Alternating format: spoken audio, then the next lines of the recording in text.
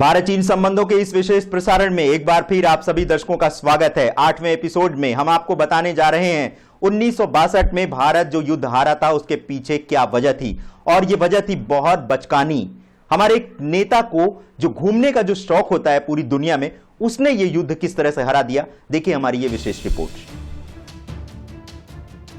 1962 में भारत चीन में हुए युद्ध के पीछे 4000 किलोमीटर लंबी सीमा विवाद एक बड़ी वजह थी, लेकिन उससे भी बड़ा कारण था तिब्बती धर्मगुरु दलाई लामा को भारत में शरण देना। 1959 में हुए तिब्बती विद्रोह के बाद दलाई लामा को भारत में तत्कालीन प्रधानमंत्री जवाहरलाल नेहरू ने शरण दी थी। चीन की सेना ने 20 अक्टूबर 1962 को लद्दाख और मैकमोहन रेखा के पार एक साथ हमले करने शुरू किए। चीन की सेना दोनों मोर्चे पर भारतीय सैन्य बलों पर भारी पड़ी और पश्चिमी क्षेत्र चुशुल में रेजांगलॉ और पूर्व में तवांग पर चीन ने अवैध कब्जा कर लिया। 20 नवंबर को चीन की ओर से युद्ध विराम की घोषणा की गई। इसी के साथ विवादित दोनों क्षेत्रों में से एक से चीन ने अपनी सेना हटा ली। इसके बाद अक्साई चीन से भारतीय पोस्ट और गश्ती दल हटा लिए गए, लेकिन बाद में अक्साई चीन पर चीन का कब्जा हो गया। पहले इस क्षेत्र में भारतीय सैन्य दल पेट्रोलिंग करने जाते थे। भारत चीन के बीच हुए 1962 के युद्ध में सबसे बड़ी कमी ये थी कि पंडित नेहरू ने चीन की दोस्ती पर अधिक भरोसा कर लिया था, जबकि चीन इस दोस्ती के लायक नहीं था।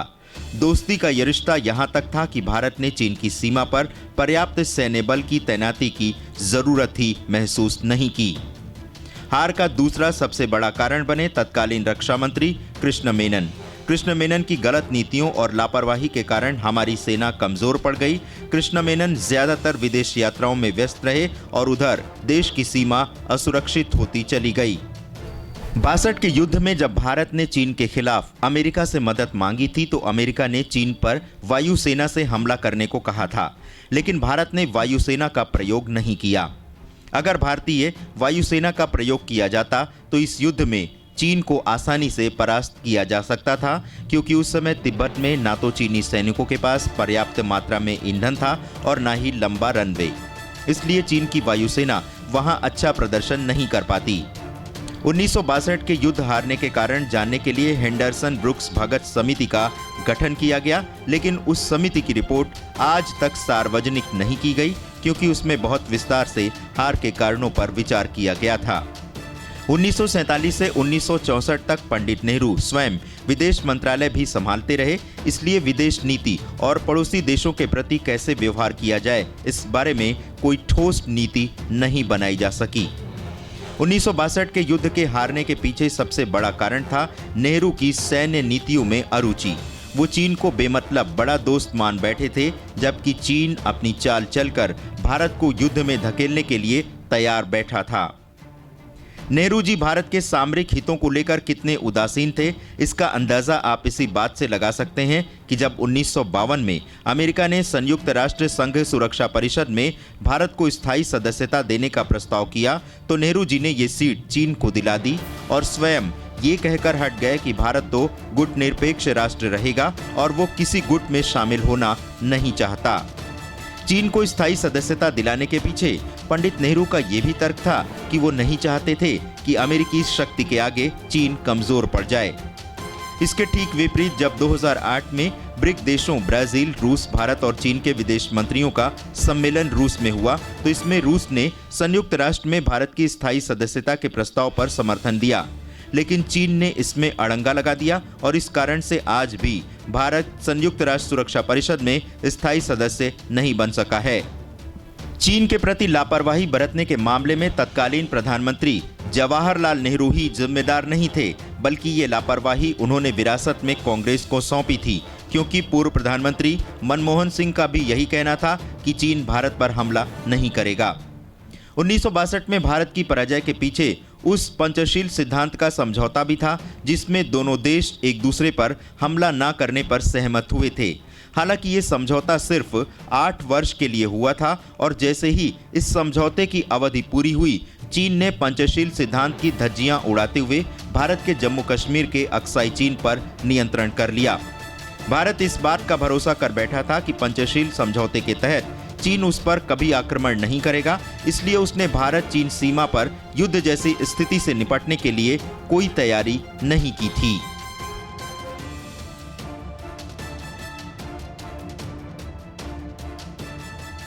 तो दर्शकों, अभी आप देख रहे थे हमारी ये विशेष रिपोर्ट जिसमें हमने आपको बताया 62 का युद्ध भारत क्यों हारा और क्यों आखिर एक बहुत छोटी सी वजह, यानी किसी की दोस्ती पर इतना भरोसा कर लेना कि उसके लिहाज से अपने सुरक्षा के इंतजाम भी ना करना, यही वजह बनी थी भारत की जो 62 में हार हुई थी। रवि जी हमारे साथ इस चर्चा में जुड़े हुए हैं, जो वरिष्ठ पत्रकार हैं, और इस समय हम चर्चा कर रहे हैं भारत और चीन के जो बिगड़ते संबंध हैं उसके बारे में और उसके भविष्य के बारे में। रवि जी, हमारा आपसे ये अगला सवाल ये है कि जिस तरह से चीन की जो दोस्ती की परंपरा रही है, वो दोस्ती की आड़ में खंजर भोंक देता है। आपको क्या लगता है कि भारत को अब अपनी विदेश नीति में बदलाव करना चाहिए, विशेष रूप से जो चीन के प्रति हमारी जो नीति रही है, जो दोस्ताना नीति रही है, उसमें अब सावधान होने की जरूरत है? देखिए, चीन के साथ विदेश नीति में बदलाव की जरूरत नहीं है बहुत ज्यादा। जो नीति है उसको बहुत पुष्ट तौर पर उसको अमल में लाया जाए, पहली जरूरत इस बात की है।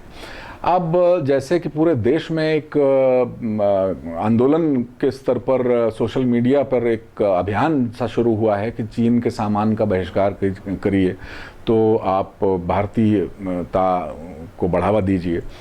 लेकिन मुझे जहाँ तक लगता है कि चीन के सामान का बहिष्कार एक तो बहुत सी वजहों से, बहुत सी आर्थिक वजहों से पूरी तरह संभव नहीं है भारत में, और दूसरी बात यह है कि अर्थव्यवस्था के मोर्चे पर एक बार हम अगर ये मान भी लें कि चीन का सामान का 100% बहिष्कार भारत में हो गया तो भी चीन को कोई बहुत नुकसान हो जाएगा, ऐसा मुझे नहीं लगता है।